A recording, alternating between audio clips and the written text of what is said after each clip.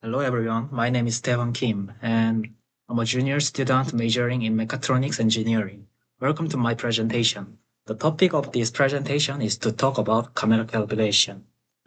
In the order of presentation, we will explain the basic of the camera, explain the camera calibration, and finally give you a brief practice on how to do the calibration and finish the presentation.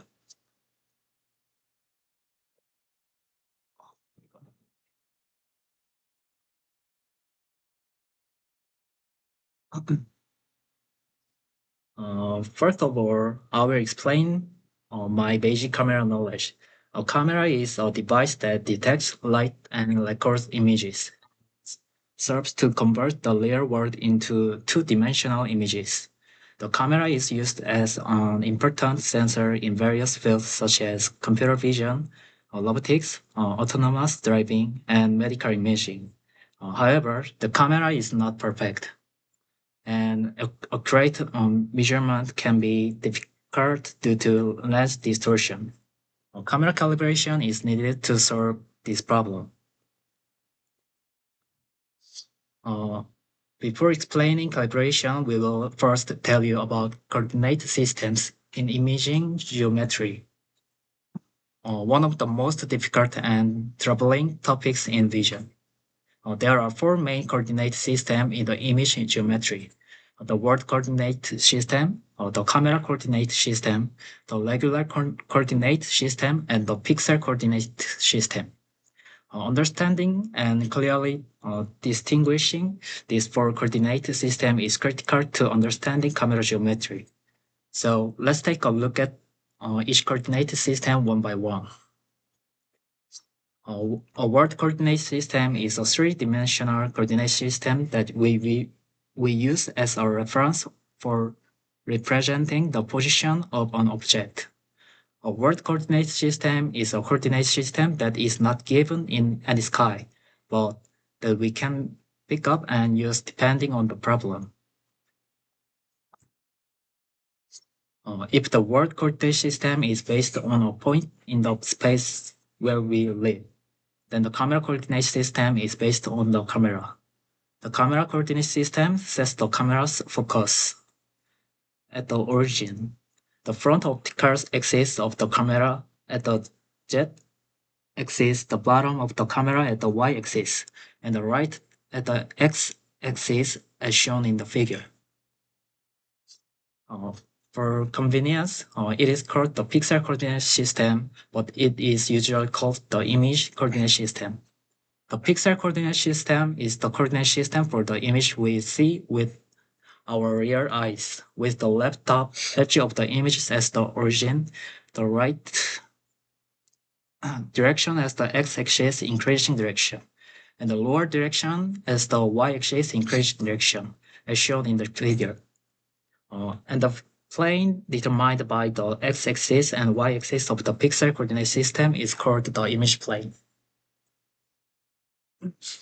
Lastly, the most important regular coordinate system is the regular coordinate system. All of the coordinates that have been released so far are very intuitive, but the regular coordinate system is a virtual coordinate system introduced for convenience.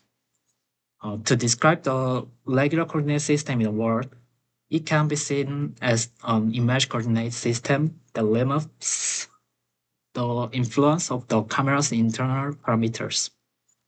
The origin of the normal coordinate system is the midpoint of the normal image plane. Note that the pixel coordinate system and the origin are different. Next, I will explain the basic concept of camera calibration.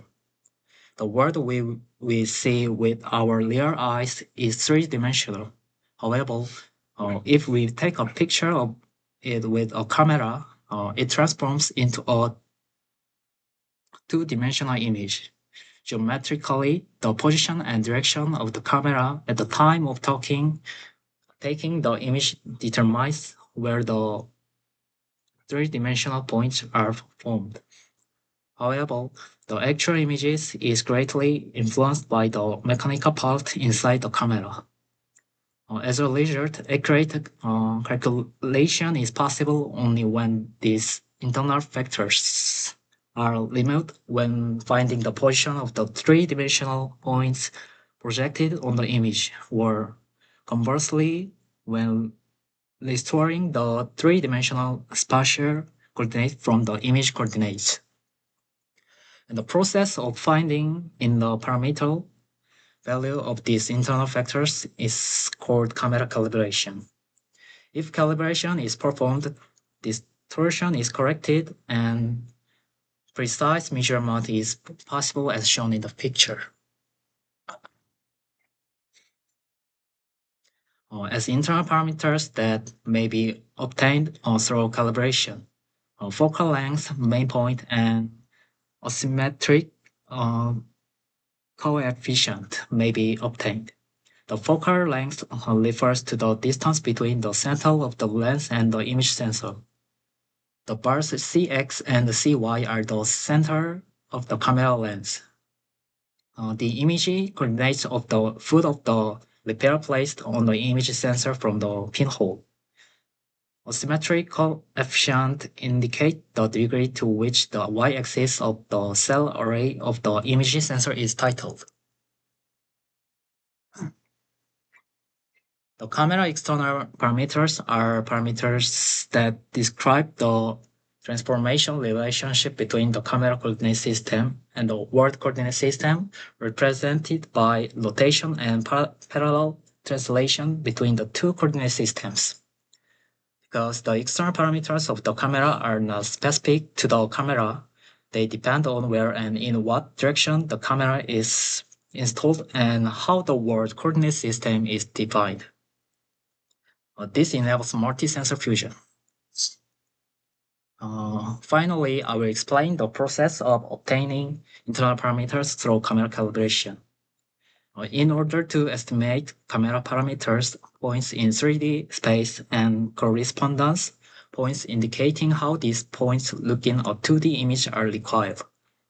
In order to obtain such as correspondence point, it is possible to extract the correspondence between the 3D coordinates of the pattern and the coordinates in the 2D image by using a calibration pattern such as the checkerboard.